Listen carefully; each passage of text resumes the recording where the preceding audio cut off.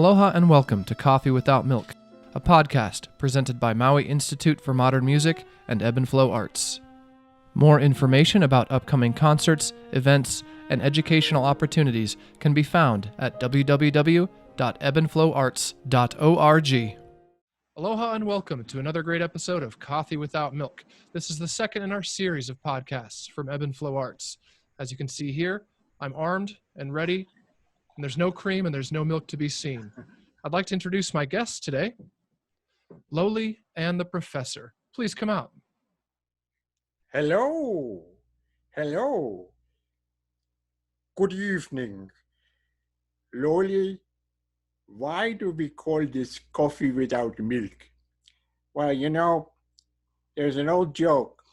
It goes like this, and it explains our situation during the stay-at-home orders. It says, a customer walks into the restaurant, yes, and orders coffee without cream, please. Yes. And then the waiter says, sorry, sir, we don't have cream, but would you like coffee without milk?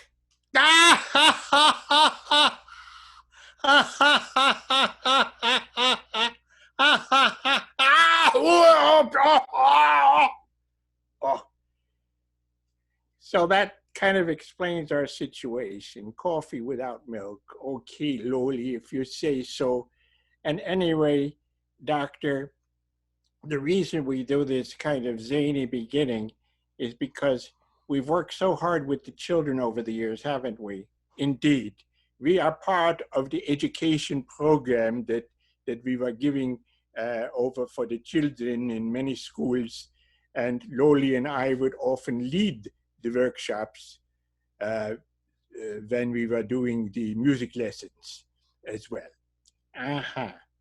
Well, Doctor, perhaps we should let others take over right now.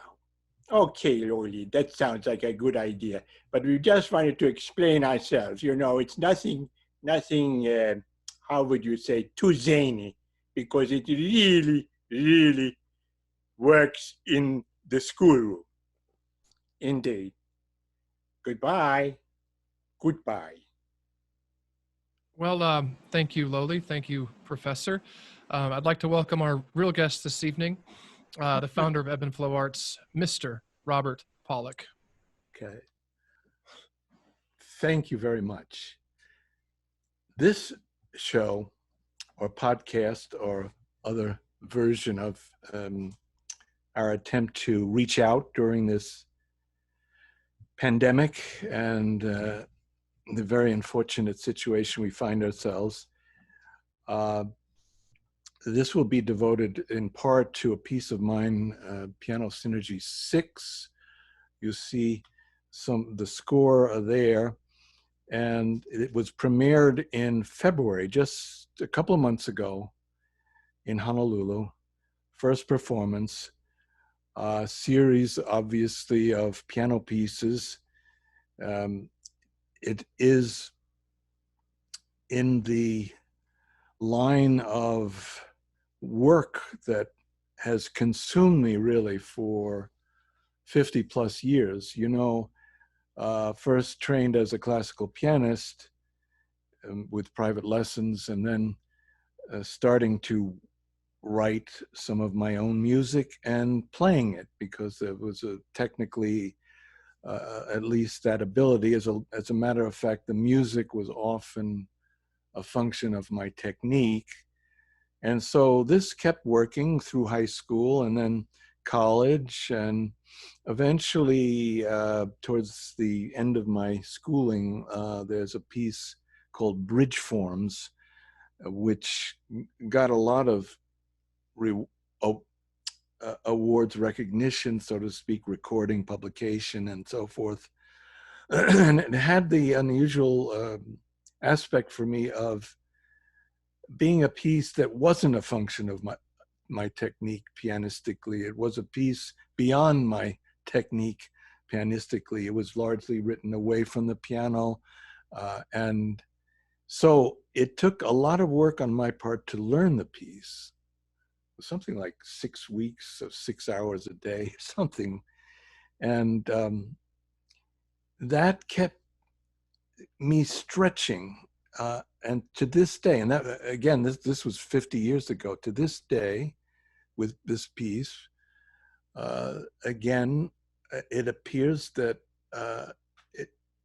that I stretched my abilities, or at least challenged them very much as pianist. The piece was written often at Kanaha Beach Park. Now, my wife, Claudine, and I are not homeless yet, but we spend a lot of time down there. Now, of course, we are unable to. Beach parks are closed, but we spend a lot of time on the ocean there, and in the town of Kahului. And the piece has possibly the influence of the environment. It feels like wave-like shapes in the piece, and perhaps kind of thunderous rolling of waves and crashing of waves and so on. But it wasn't consciously written for that. It was simply that it was a very inspirational spot. A lot of bird song, and that may pervade or not. It's not for me to say. And again, the caveat here is, as the late Arthur Berger, the composer, said, that the composer is the least able to explain his or her own music. Oh, because I'm sure that's true. It comes from this totally subjective place where certain things that are very important for the composer may, for the listener, not be at all of interest. There may be other things of interest, but maybe not those things. But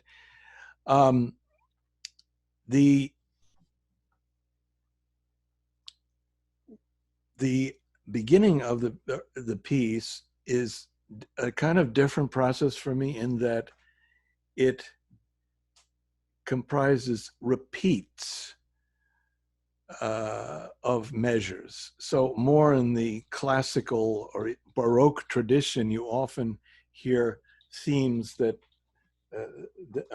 are time spans of measures that are repeated, or half measures. For example, you don't hear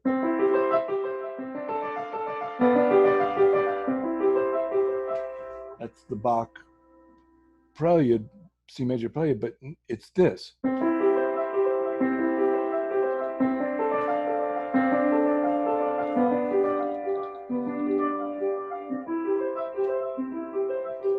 So it repeats. It's kind of like breathing in and out. It just has a double feature often in the Baroque. Handel does it often as well. And so in this case, if you listen, you'll hear these measures repeating. So let me just see. Getting this here.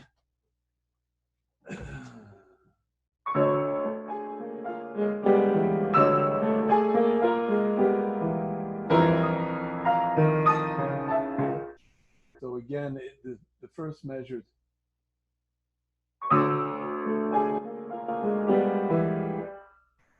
and then it's repeated. And there's another one.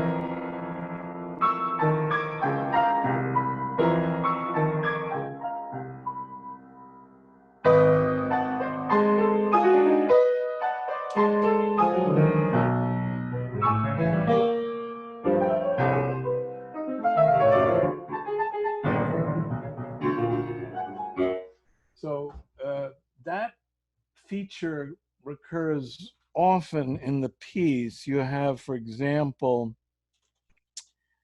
again,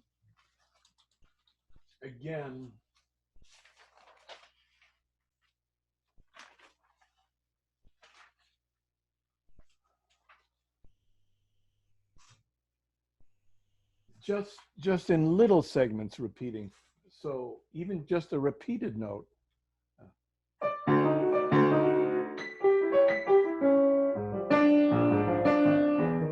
And then small, a little bit larger fragments.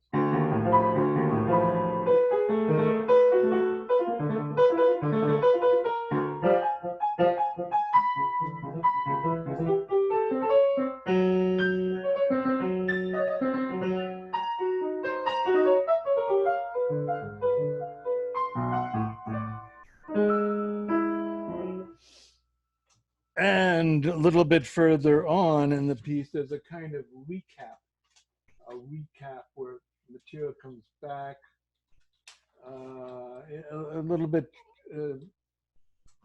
transformed, but still in repeated measures.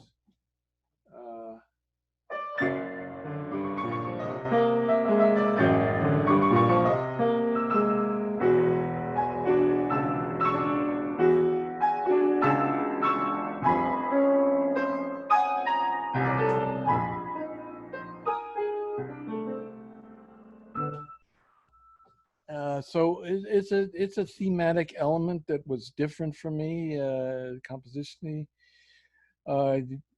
The harmony of the piece is based on a chord. Let's say it's an 8-factor chord.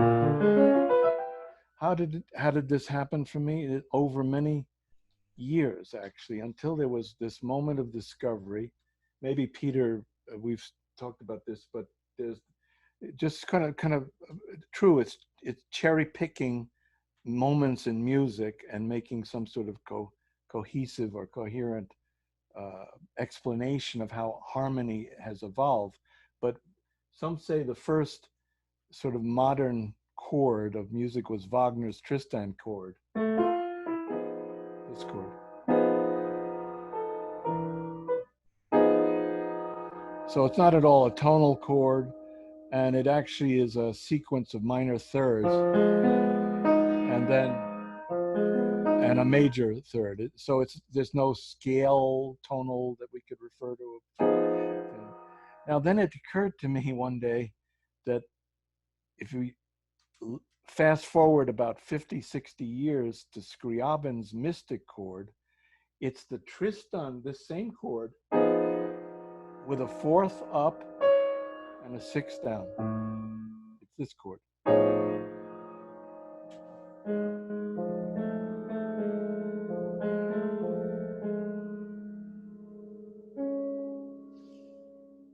So we go from here, and then 60 years later to there. And then my reference after that is another 50, 60 years later to Peter Scott's Tone Clock, in which he combined many different kinds of trichords, triads, 3-note chords, for example, something like,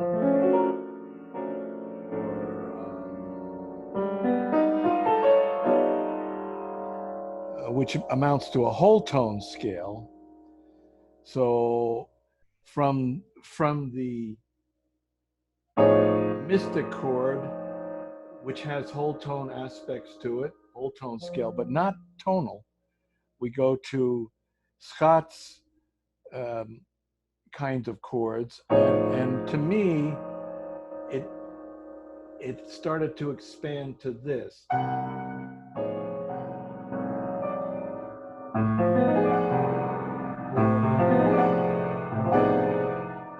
So from this to maybe this, and then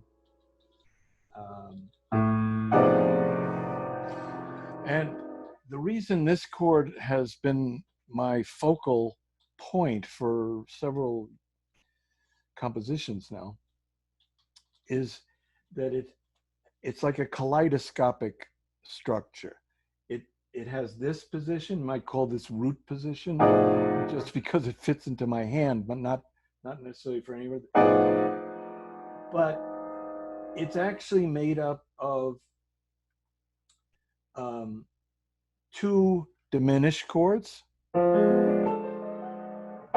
It's the same content. Mm-hmm.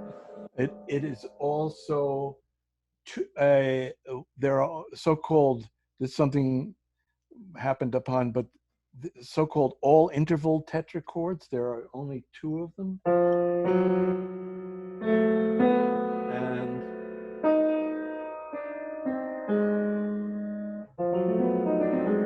And these together are also the content of the 8-note chord. It's also the content of the so-called pyramid chord.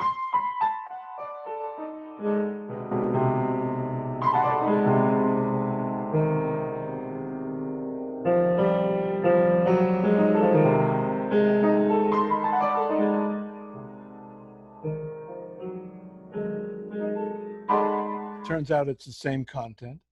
And then if you go to the scale of this chord, and again, for me, the interest of this evolution is that the underlying scales that you might say are the reduction to the closest register entity are never diatonic scales. They're either minor, sequence of minor thirds, whole tone scales, and in this case, with this 8-note collection,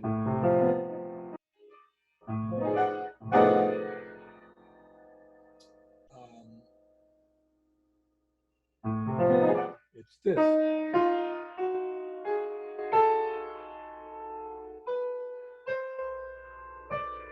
Which is the so-called 8-note, or some call it the octatonic scale. It's a scale that you get by alternating whole and half steps. Whole, half, whole, half, whole, half, whole.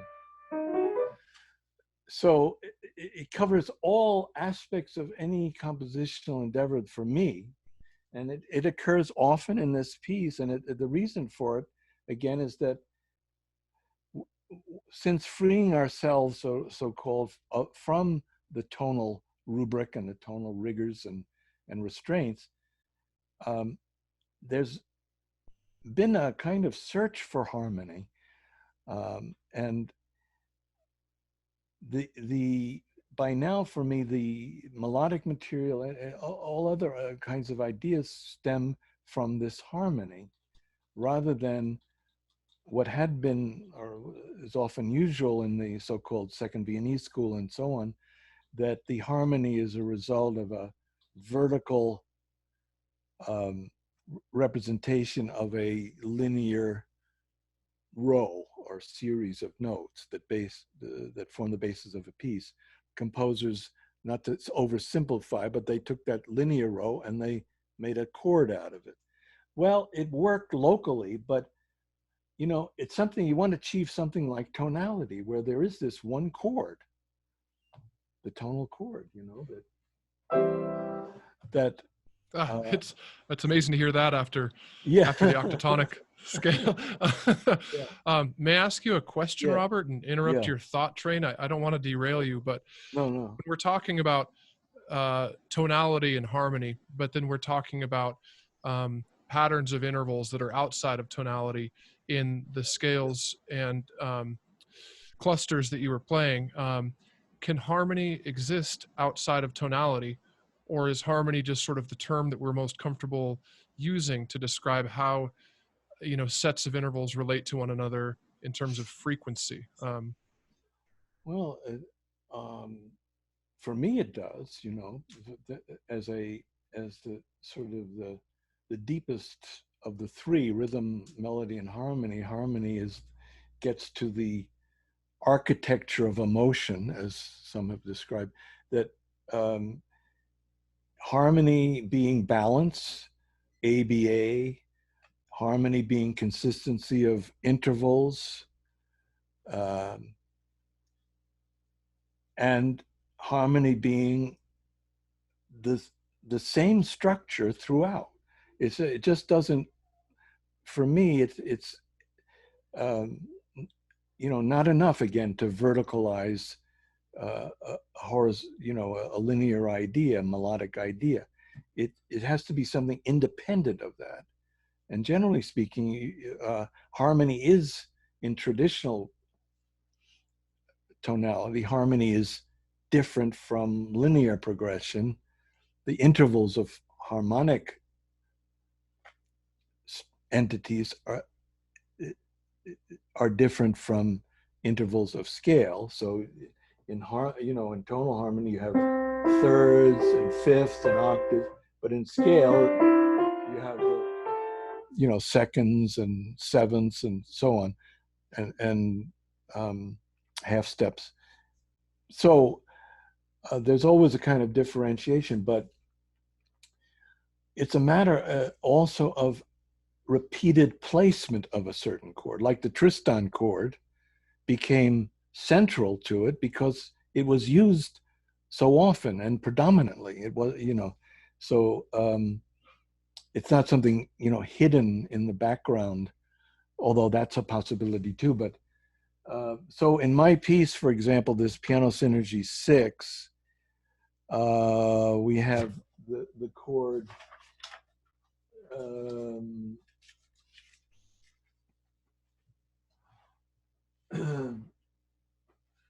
this chord coming out of a repeated measure.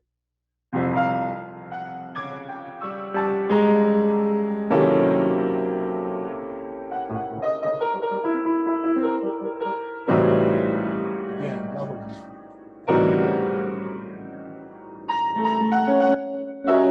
Again.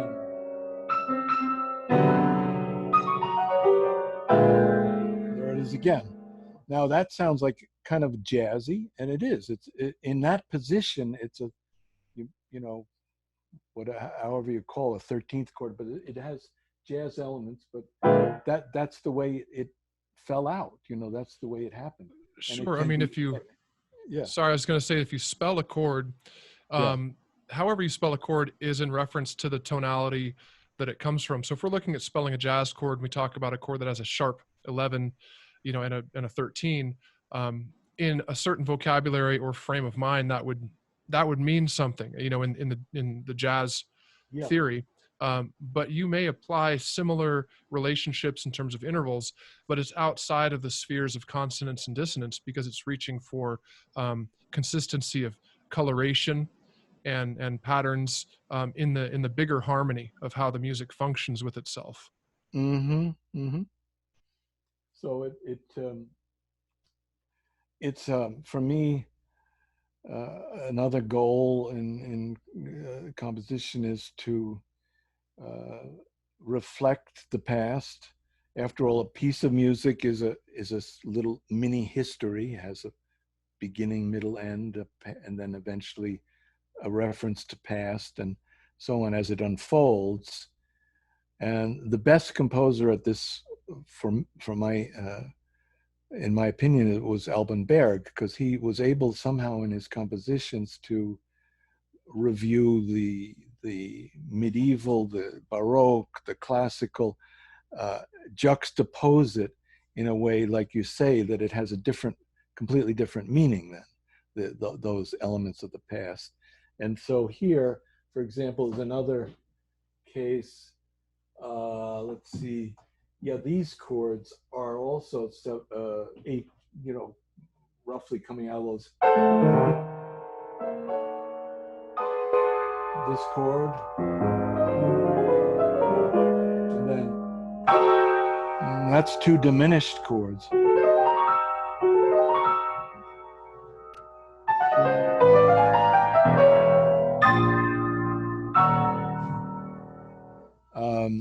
That's another case, and let me just give you one other situation in the piece where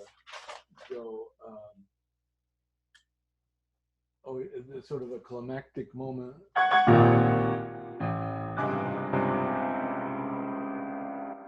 Sorry.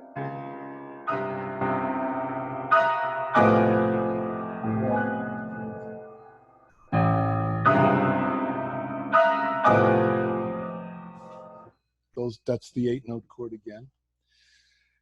So it occurs often and as a unifying element in the piece. The other aspect, one other aspect of the piece before we play back what was my first performance, and this piano is out of tune, sorry, you know, it's one of those things, we can't get the tuner here right away, but I'll just superimpose an in-tune piano on top of it. In the beauty of post-production. No, I won't do that. Yeah. I couldn't even possibly do that.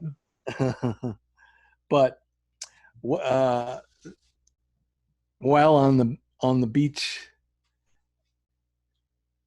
writing, this idea occurred to me of diminished chords, just so-called.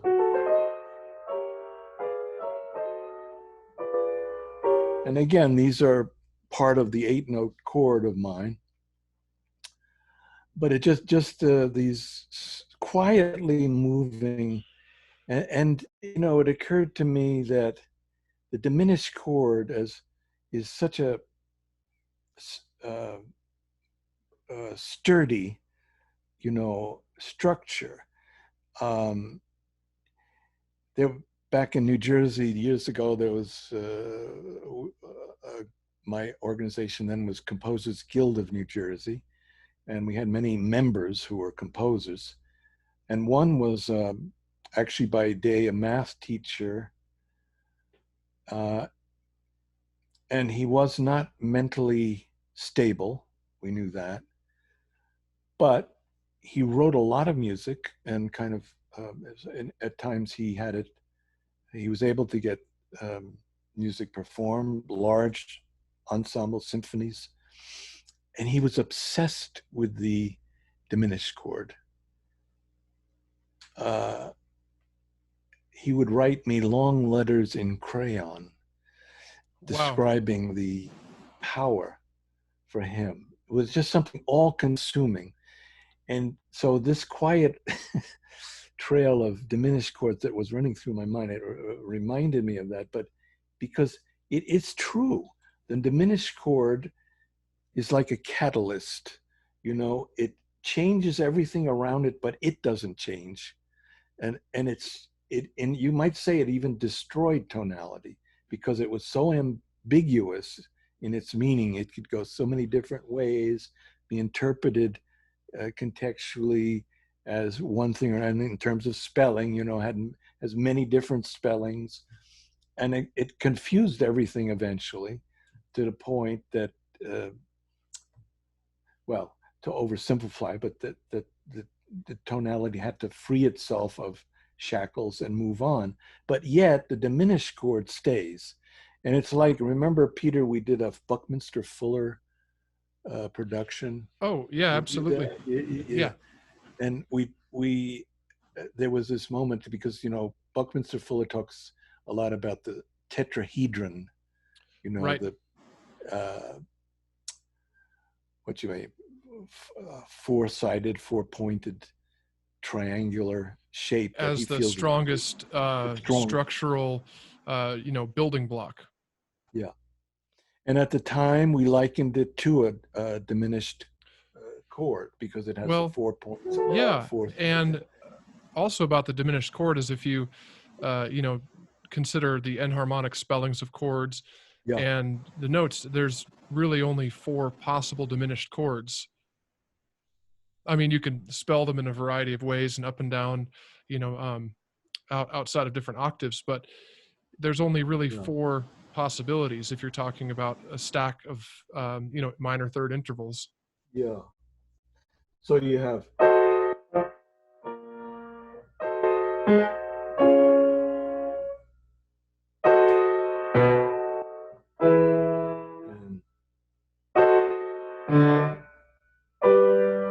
So there are 4 different ways that chord, 4 different harmonic spheres or environments that chord can work, and the spelling has to change accordingly, of course. Well, yeah, if you think of traditional, voice leading, for example, each of the notes of a dissonant chord can resolve independent of the others. They can each kind of play a role Yeah. to resolve somewhere within a really traditional, Western classical structure.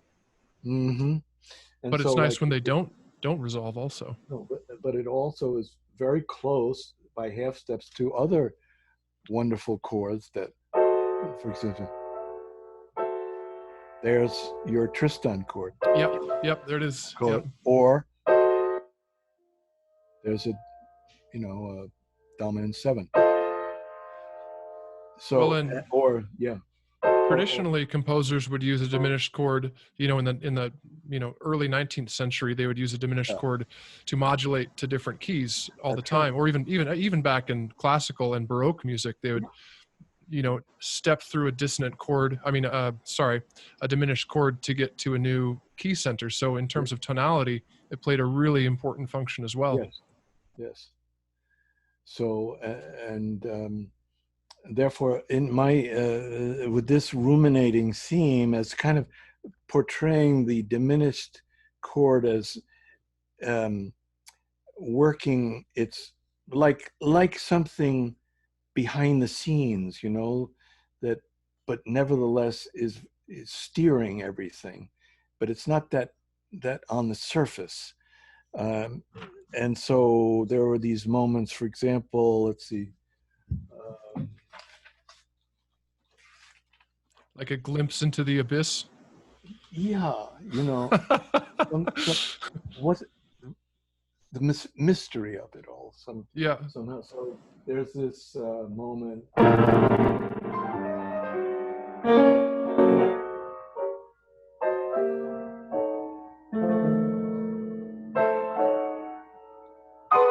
So you hear that just and the challenge pianistically is to make it that way, that it's right. It's marked very quietly, but it's another thing to actually carry it through. Well, if you don't know what the goal of the section is and you're trying to perform it, you might just be, a performer who's not aware of the structure and the meaning of it may just be stumbling their way through playing notes without realizing that it's leading to a place, and then from that place is being led to another place to identify where it is strongest and where the structure itself is being developed, and even what the structure is in the first place in terms of the coloration of the harmonies. I wouldn't know the first thing if I were to look at what I was doing. Okay, but here, for example, these.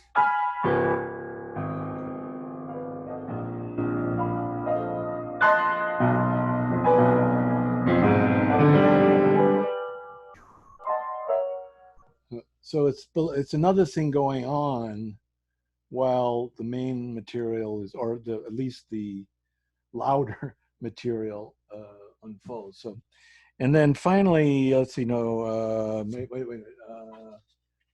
Just a few other places where, So there's a moment where we get an 8-note chord.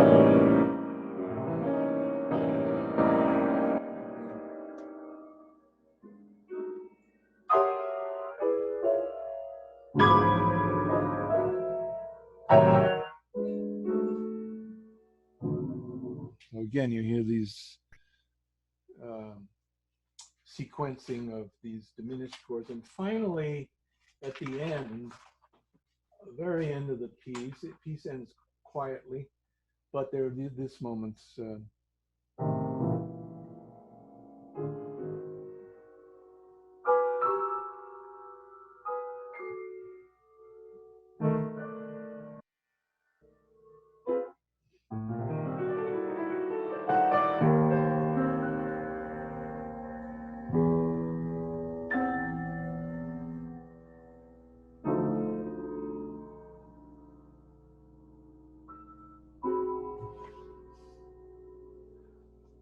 So in the very last measure, there's this chord, which has to do with the beginning.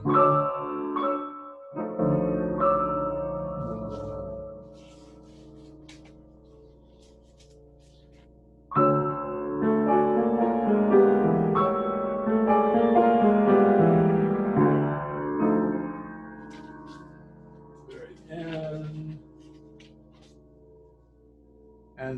then this chord, and marked very, very quietly, you know, like 4 P's, is a diminished chord up here. So the ending is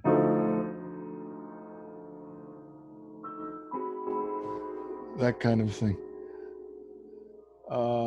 Just as a parting, you know, parting reference. So that kind of is a, by example, description of the piece. It's about a 9-minute work, and maybe we should have the playback.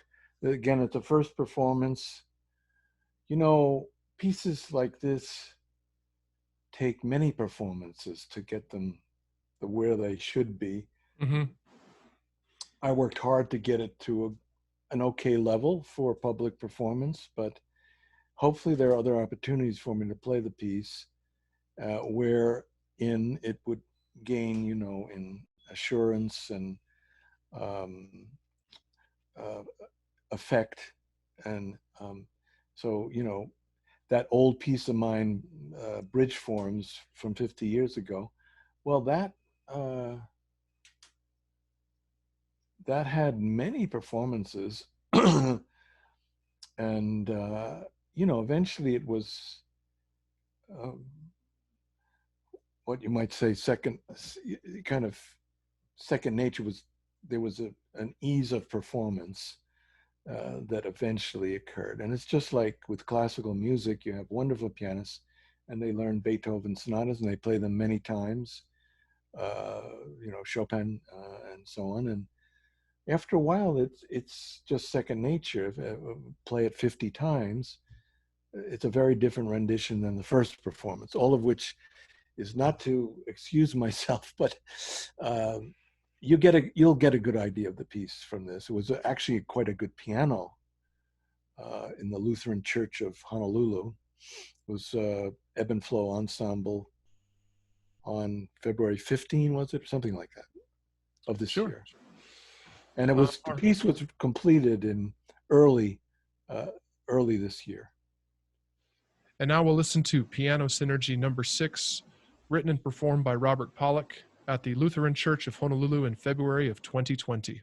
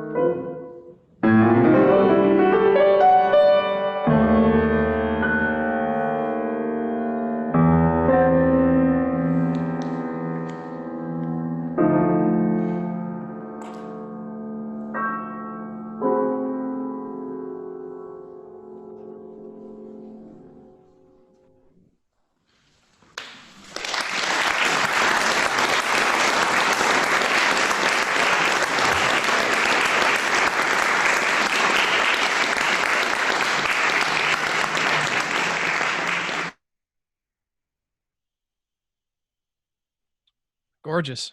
I'm really glad that the ending was like a treat when we got there, because you'd brought us there with your description of the sound, the color at the end with that final diminished chord is sort of a goodbye, and it was just beautiful. Yeah. Goodbye. But but it's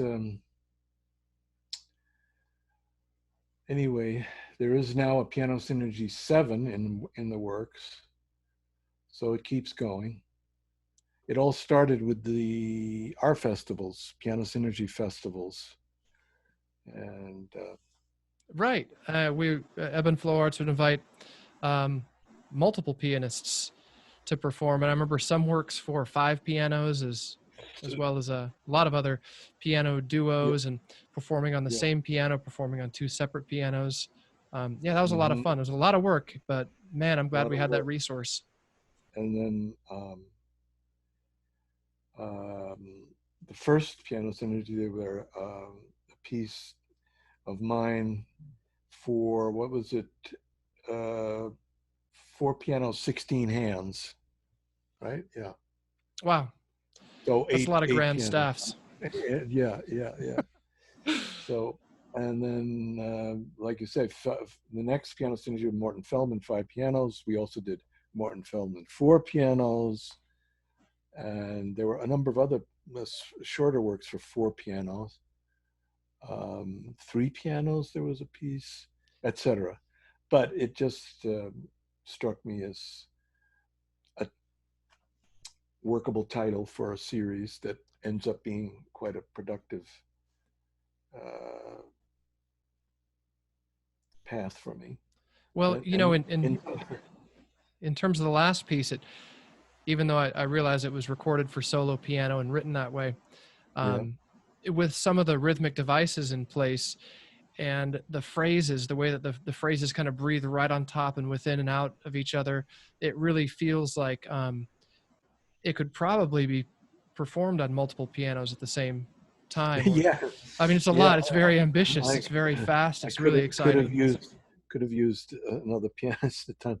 The pieces throughout on 3 staves, you see. Oh, wow. So you might say, well, wouldn't that require a third hand? And that's one of the big challenges of mastering this piece, of which is, for me, a work in progress. That is to perform it. So that's the way my composer pianism has evolved, and right now it's pretty much a major focus for me to keep doing that until able, really. So in a way, it's almost like a series of studies where within the goal of the study, your personal goal is to improve your musicianship Yeah. in ways that you're reaching further and further in terms of practice and style to make improvements. So I wonder, would you ever consider these as a study, or would you ever consider breaking these up into smaller studies, or just focusing on certain devices that you're working with? Well, it's all six so far have worked with this 8-note chord, eight fact, as a harmonic unifying device. So that's more the challenge for me, and they and it's also one of my only vehicles, really. Every now and then there are performances of my music elsewhere, and for large or chamber music pieces. And we have our Korean project that is calling for a trio for clarinet, violin, piano, and so on. But in terms of here in Hawaii and my role,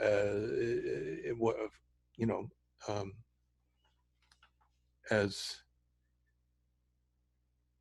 composer and performer, it's largely this focus, that is to continue to write piano music that's within my abilities, and that also stretches my abilities. Right. So Certainly. just beyond your ability, maybe just something that it's going to be a significant challenge, but that in that pursuit you'll be improving your musicianship in the process.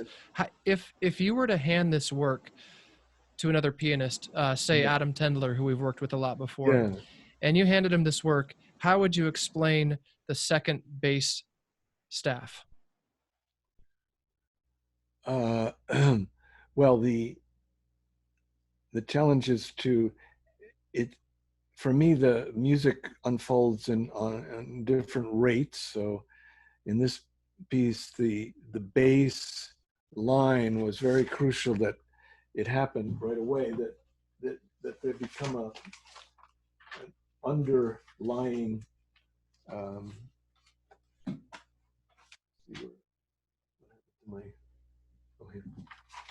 underlying bass that's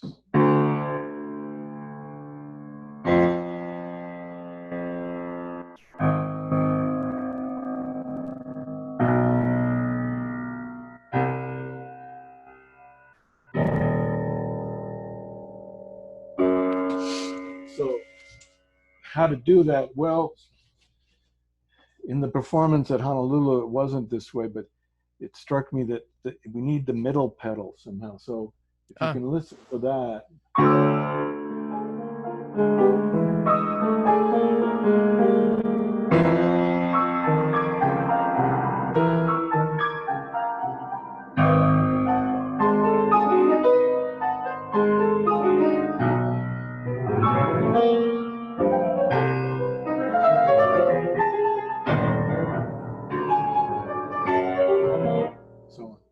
So you could probably hear that bass carry through. So the three staves came out of that kind of idea, that different rates of unfolding of the different voices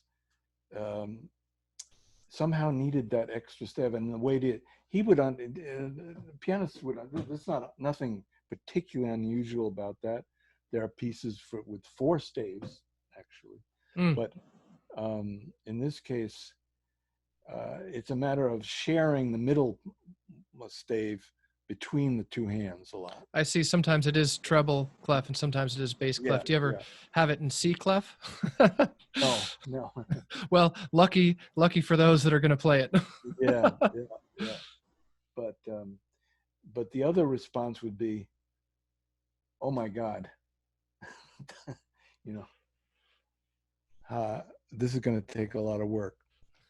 I mean, pianists would say, sure. Well, and I it hope was they would, very good. as Yeah, I'm yeah, sure you did yourself when yeah, you started composing it. yeah, yeah, yeah. I mean, I guess having that third staff Mm. allows for visually to see the way that the different elements are unfolding Yeah, a it little had to bit separate clearer. out. Yeah, it had to be separated out. It probably could be condensed to two staves, but then the lines, would be somehow lost a bit. Sure. Yeah, because you're exploring multiple voices at the same time.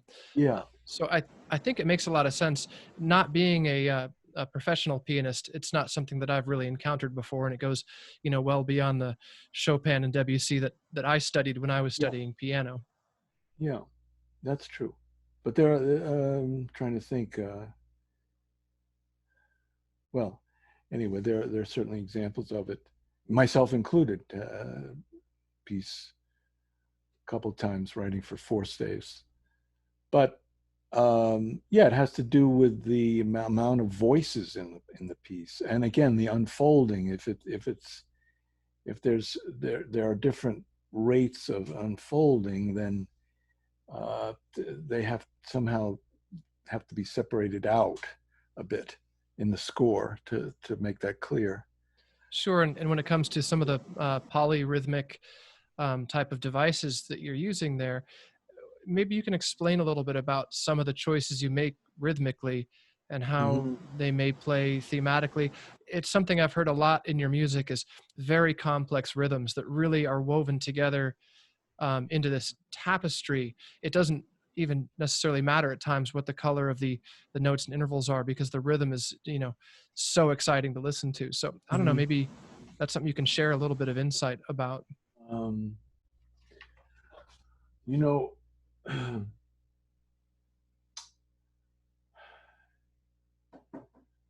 uh, rhythm for me has always been fairly intuitive, in the sense it's not how many composers will um, formalize or formulate rhythms according, let's say, to pitch intervals, or by, well, as Messiaen, as we studied the non-retrogradable rhythms Hmm. that unfold backwards, and but it seemed, as writing this, again in Kanaha Park, often there's, for me, still a need to have lots of notes in a piece, It's and yeah. it's just the way it is. It's certainly a point of criticism of my music from certain quarters. There's too many notes. Too many notes, as they said in Mozart, right? Yeah, Right. I know.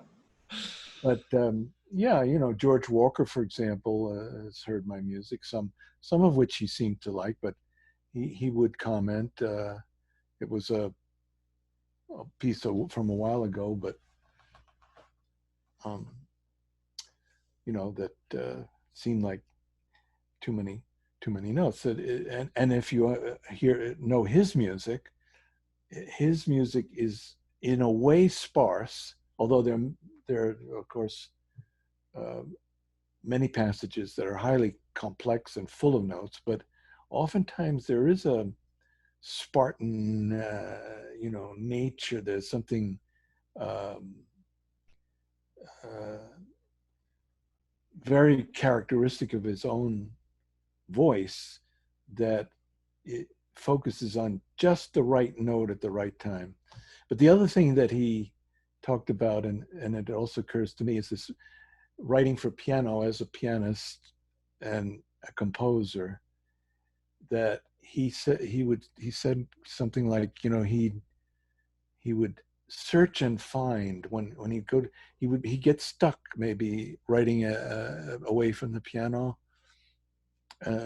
just speculating, but then he said he would go to the piano and he'd just find something through improvisation more, that something would click and get him through to Yeah. another. Yeah, I mean, that is a really familiar technique for me compositionally is I'll get stuck, or I have a concept which is I haven't thought through, and I'll just start hammering it out on the piano, which is, it's an easy place to begin a composition, the piano, because everything's right there in front of you. I can't compose music on a guitar. Piano is kind of where I start composing, even though I can barely play it. But I start to improvise different passages, and I listen to the way the colors play together, and try to find something that works there and how it fits in with the concepts I've already started. With your work, it seems like you like to paint with bright colors, is how I would describe this. The texture of the music might be thick, or dense. Dense is really the word I'm looking for, but it's very bright. It's not dull. It's not subdued. It's active and it's exciting. The phrasing is such that it is sometimes a challenge for me to follow the passages through, because I'm thinking about something that's already happened and trying to figure it out. Meanwhile, there's 5 other things that have just played right under my nose. So that's of course the dilemma of a first hearing. With anything, and that goes even with with any kind of music, really. This is the 4th time today I've listened to that work, trying to decide where my focus is. And every time I listen to it, I hear a lot of new things, but really having you explain that middle staff and the way that the middle pedal might work in terms of carrying over some of that sustain, I think that helps me to understand the overall texture of the piece, how it fits together, more than I did listening to it. I'm just listening for things, not understanding the overall big picture to it.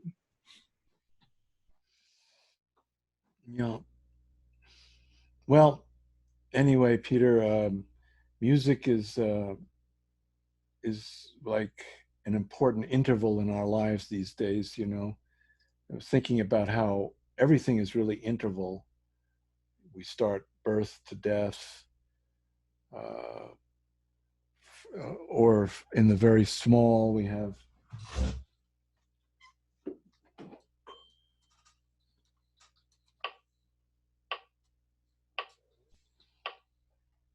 the metronome just measuring time intervals of roughly a second. And music may be the most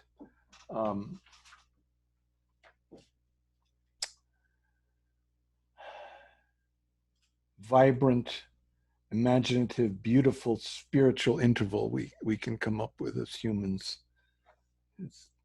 And it comprises many intervals, of course, intervals of pitch, intervals of time, intervals really between colors.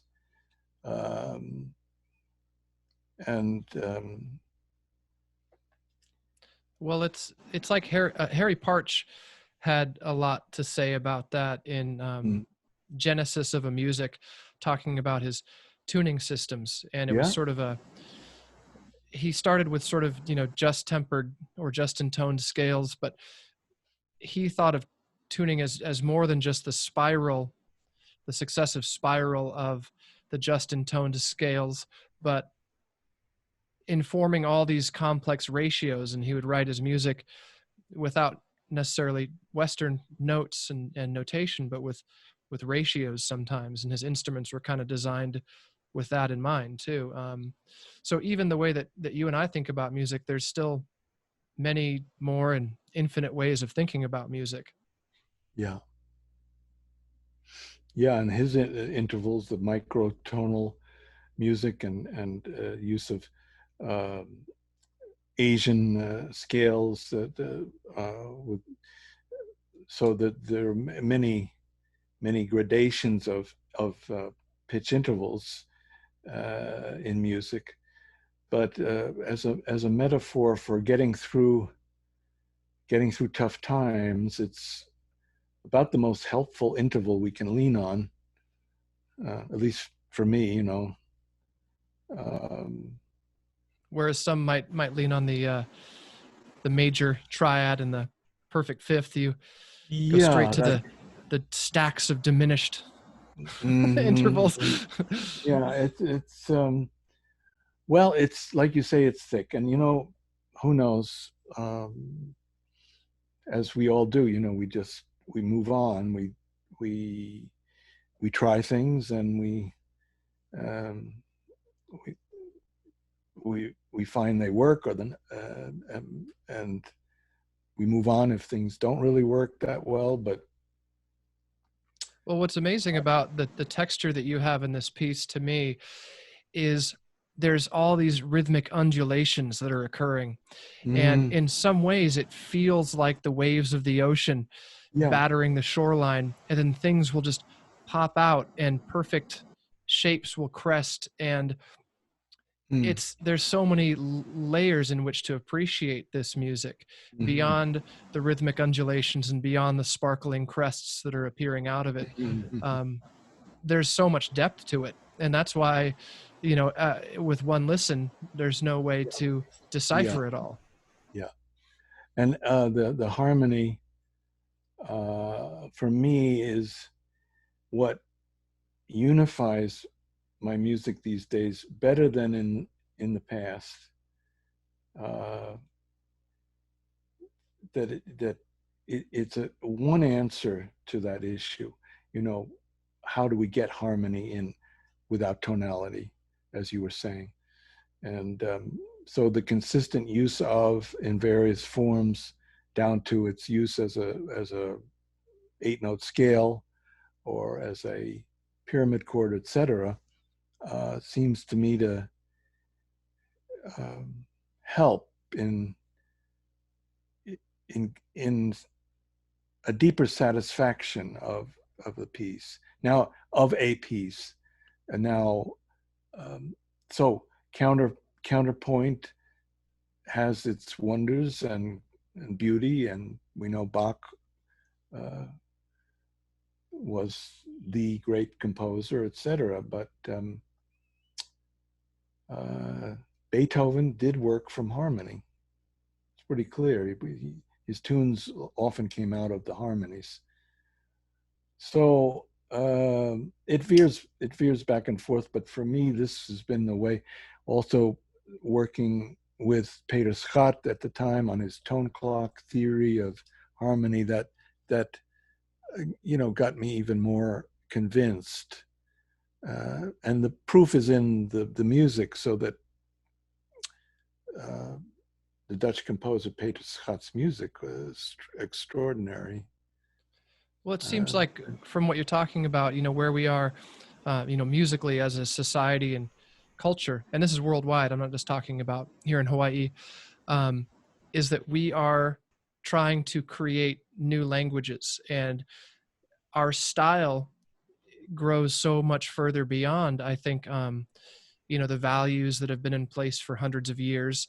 Those values aren't meaningful for modern music in the sense they're a departure. I mean, they're a long ago departure, but I think the goal of many composers, just like visual artists, is that they want to carve out their style and express themselves most honestly. And now we're at a place where composers can each create and develop their own language, Yeah. to realize their style and to inform their personal, I don't want to call them beliefs, but what they hear, how they hear uniquely. And I think that that's the mark of a great composer, is somebody who hears uniquely and is therefore then able to express it in the music that they write. Mm-hmm, mm-hmm.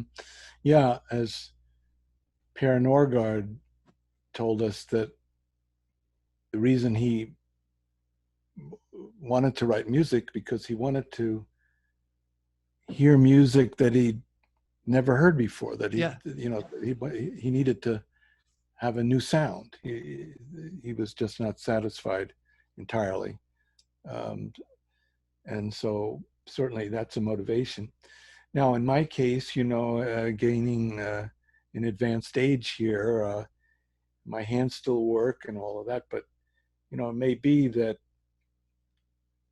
this composer pianist tension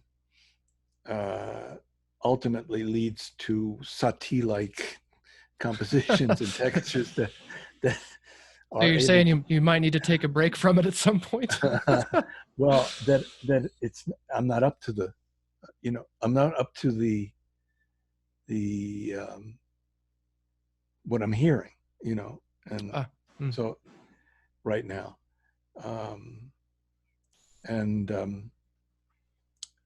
so we'll see. But for example, the Piano Synergy 7 is it's a more contemplative piece. A lot of these first 6 are often pretty wild and loud and big endings and all of that. And this struck me as some, let's work a different way expressively. And the times are such that it lends itself to more contemplation, more even sorrow, even, pain and suffering, but also just bringing a different voice, bringing a different, I don't know. Well, effect. Almost like an emotion. I mean, when you're talking about the music being more expressive, I hear that, and I hear that in the way that you explain it as well. And I feel like, and I'm not trying to associate the diminished chord with either a positive or a negative feeling or consonance or dissonance or anything like that, but there is a level of emotion that I can glean from it, especially as you explain the significance of its role in the structure of the work. And historically as well, the dissonant chord is an incredibly powerful device. And I don't mean to call it a device in the sense of like a trick, but a device like a tool. Yeah. It's again a catalyst. It just has its own solidity, structural solidity, and it can change things around it, but it kind of keeps maintaining. So it's like you say, it's a powerful tool in our toolkit of various harmonic structures and devices. And it doesn't function in my piece like traditional diminished chords in tonality. They function more as just a stream of a wave of sound. But I was really hearing that too. Like the undulations I was saying, it comes and it's an ebb and flow in a sense too. It's an ebb and flow. I was going to mention a moment ago, by the time you get to Piano Synergy, number 15 or something, I was thinking we could just get a player piano and start punching holes, and it could be sort of a revisitation of the Conlon Nankoro kind of player piano studies, player piano synergy number 15. Yep, because by then it's going to be beyond my abilities. If it continues to grow in the way that it has, I think that it will be beyond human abilities maybe. So maybe we need to contact Elon Musk and see if he can design a machine to play these things for, in between designing rockets and cars and PayPal.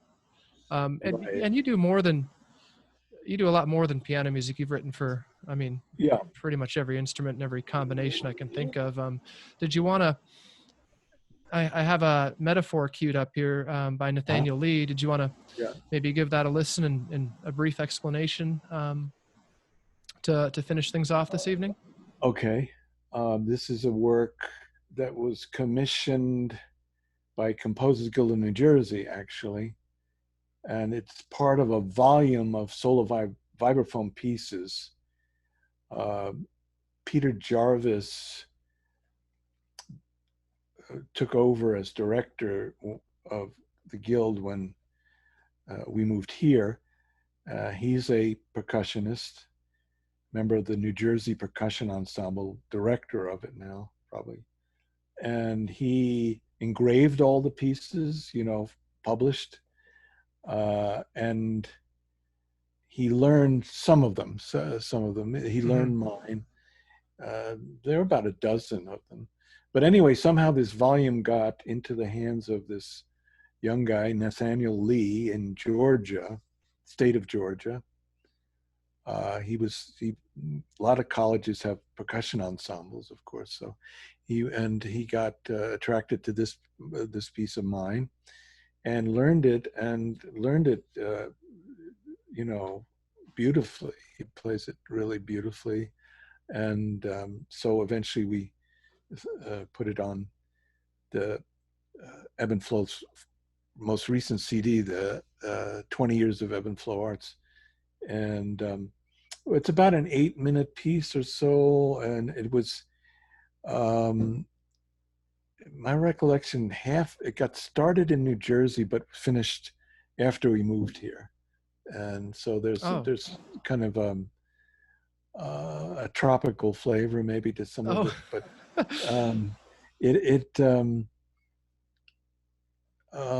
let's see, haven't really taken a listen or looked too recently, but it's a much more contemplative, quiet, lyrical piece, say, than this Piano Synergy 6. And it takes full advantage of aspects of vibraphone. It begins with the fan on, so you have a particularly a vibey vibraphone. Yeah. You have a really a lot of vibrato, so to speak, and then there are passages that take full advantage of the 4-mallet technique that's so prevalent today. And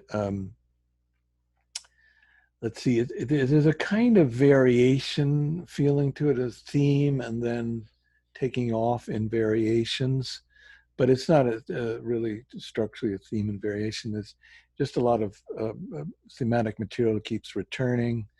And what else? So that's probably best not to talk too much more about it, and let's have that performance. Sure, that's great. So this was a performance of Metaphor performed by Nathaniel Lee that's featured on the 20 Years of Ebb and Flow Arts release, which you can order that through the ebbandflowarts.org website, right? Yes, we have a link to the site where you can purchase digital versions online. Oh, great. You can also get the hard copy of the CD from CD Baby. Got it. So, great. And it's not just you. I mean, as the founding director of the organization, it's fantastic that your work is featured here, but other work by Lou Harrison, as well as Dina Costin, Edward T. Cohn, whose foundation is a generous sponsor of Ebb and Flow Arts, Bill Anderson or William Anderson, Stephen Bloomberg, Jeff Hall, an electronic music composer. He has an electronic work on this release, which is great. I'm forgetting a few. I kind of skipped over a few. Vivian Fine is on there. Vivian Fine. Yeah. And these are of Lou Harrison's work. Is that right? Lou Harrison.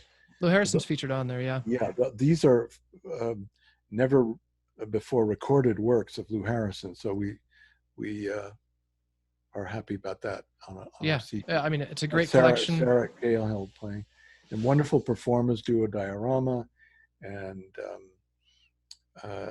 Sarah Cahill,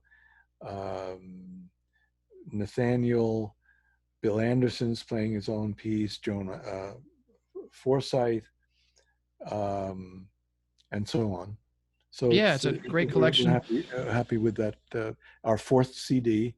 We're in progress with a 5th CD, and that's a project we can keep going with, regardless of the coronavirus.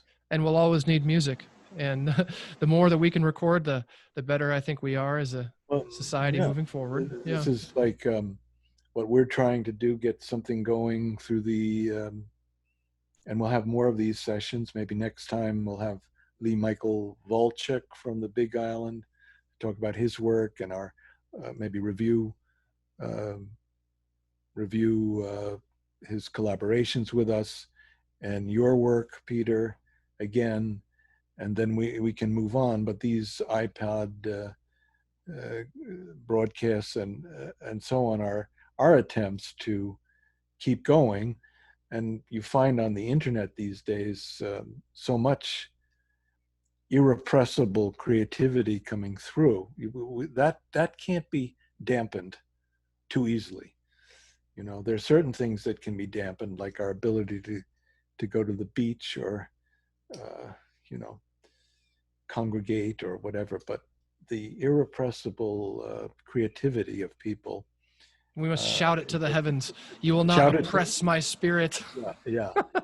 The only trouble is for me that it's somehow muffled by the fact of disbursement or broadcast through the social media. There's a certain muffled nature to it all, of course. Oh, well, when everybody has a voice, what are you supposed to listen to? You know, Yeah. I think that people are seeking information, they're seeking music, they're seeking art, and there is an almost infinite number of avenues that they can search up. But you know, luckily we're providing one for them. So something is happening with this, and then we have our project, the In the Time of Corona, as a working title, but a kind of compilation of commissioned works and visual art, poetry from our own board, a very talented group of individuals, and then beyond. That's again an ongoing project that seems to be gaining a lot of interest among our ohana, so to speak, and it has tremendous potential, of course. There's a lot to look forward to there. Maybe we can check in again. Let's listen to this this work, and then we'll check back in and wrap it up. So we're going to check out your piece, Metaphor, performed by Nathaniel Lee, featured on the 20 Years of Ebb and Flow Arts release. So here we go.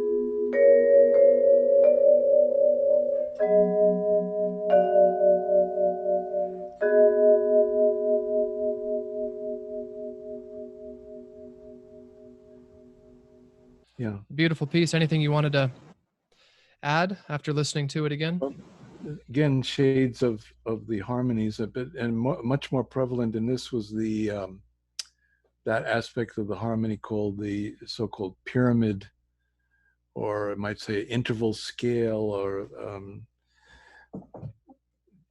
oftentimes so that kind of thing was happening a lot.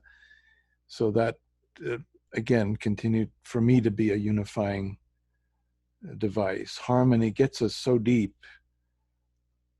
and therefore must be tended to. It's just an area that eludes us in a certain way, that as you had stated, that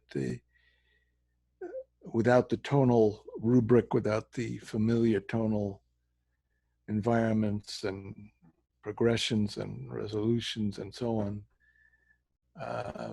we're a bit swimming at sea, but as you probably heard the story about Schoenberg purportedly on his deathbed crying out, "Harmony, harmony, harmony," meaning that it's hard to know exactly what it means, and if it in fact happened, so some dispute it, but probably means that he still hadn't found quite what he was after with harmony. He kept reverting back to tonality, despite having invented and producing many wonderful pieces with the 12-tone system, but he kept intermittently going back. The first piece he wrote when he came to the United States, he, as a refugee, was a tonal piece in suite, string orchestra suite in G.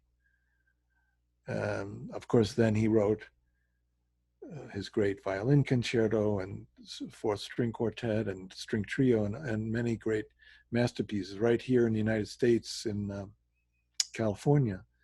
But he still probably was searching and not entirely satisfied.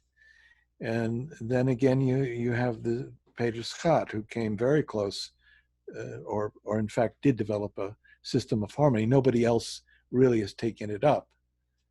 I wrote once a quote tone clock piece, but no one really has gone beyond it. There was a composer from Australia, Jenny MacLeod, who adopted the system, and it was very popular. Scott told us that he would issue challenges in the Amsterdam newspaper and have many entries and of people writing in the tone clock. So it was kind of prevalent for a while. But my own answer, and starting with, it's way back when with this vibraphone piece, which is from 1998 or something like that. 98, sure. Yeah. Has continued to be, and it goes back to my pieces, Logarithms, a series of piano pieces, volumes of piano pieces, and it keeps me going. It's the source from which the melodies and the rhythms emerge. So that's fantastic.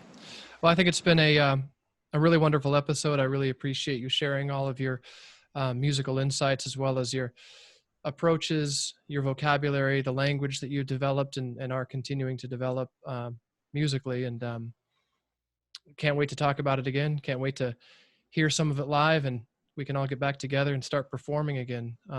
Yeah. So for everybody out there, stay tuned for the next episode. A lot more guests, a lot more announcements, and a lot of great things to look forward to. Although we hope that this crisis does not last long, we also hope that we can continue to serve a lot of very tasty food for thought and keep you interested in the meantime. So, Robert, I'm going to go and end this recording, and we'll stay on. We'll talk about the next time. So thanks, everybody, and bye-bye. Thank you, Peter.